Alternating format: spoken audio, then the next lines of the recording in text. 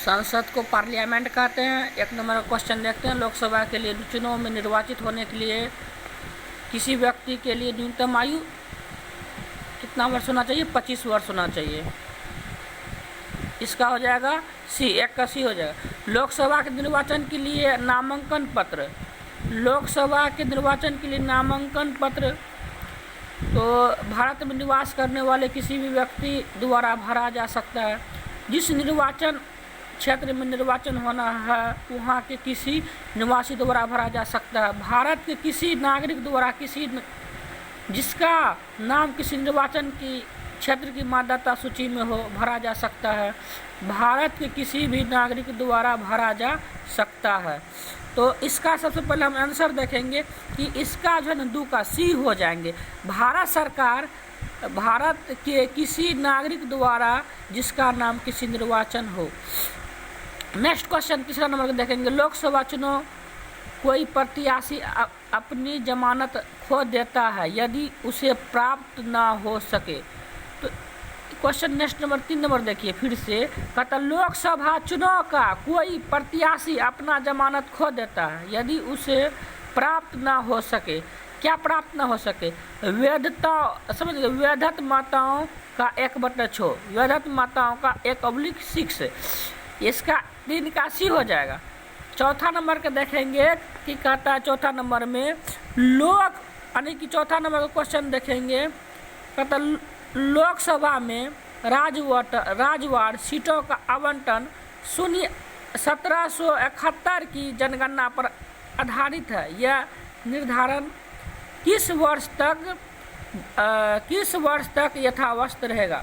यानी कि वर्ष 2011 तक, वर्ष 2026 तक, वर्ष 2021 तक, वर्ष 2011 तक, वर्ष 2011 तक।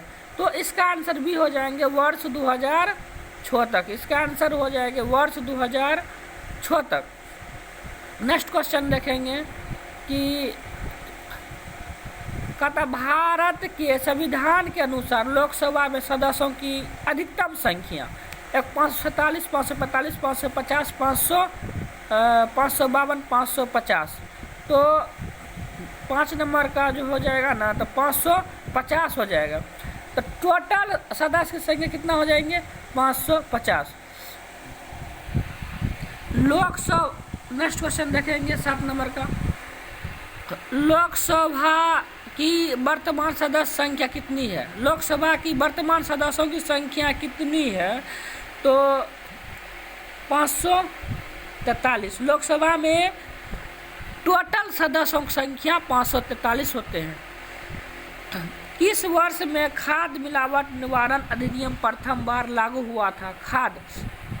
किस वर्ष में खाद्य मिलावट निवारण अधिनियम प्रथम बार लागू हुआ था? किस वर्ष? तो अभी हम चेक करेंगे कि किस वर्ष खाद्य अधिनियम लागू हुआ था। तो वर्ष 1955 में, वर्ष 1955 में वर्तमान लोकसभा में प्रत्येक राज्य के लिए स्थानों का आवंटित आधारित है। 9 का हो जाएगा सी। 1971 की जनगणना पर, 1971 की जनगणना पर। नेक्स्ट क्वेश्चन, लोकसभा में राज्य का किस आधार पर सीटों का आवंटित होता है? जनसंख्या पर, क्षेत्र पर, गरीबी पर, भाषा पर। तो अभी हम देखेंगे 10 का क्या। तो सबसे पहले जनसंख्या पर, लोकसभा में जितना जनसंख्या होते हैं उतना सीट दिया जाता है। 11 नंबर का क्वेश्चन है, किस राज्य की लोकसभा की अनुसूचित जाति तथा अनुसूचित जनजाति के लिए आरक्षण नहीं है? अरुणाचल प्रदेश, जम्मू तथा कश्मीर, मेघालय, उपयुक्त में सभी। तो सबसे पहले हम इसमें से हो जाएगा अरुणाचल प्रदेश और जम्मू तथा कश्मीर, मेघालय, ये तीनों देश के लिए आरक्षण नहीं है, उपयुक्त में सभी हो जाएंगे। तो नेक्स्ट क्वेश्चन, लोकसभा में अनुसूचित जाति के लिए आरक्षित स्थानों की संख्या कितनी होती है? लोकसभा में, तो लोकसभा में अनुसूचित जाति के लिए आरक्षित स्थानों की संख्या कितनी होती है?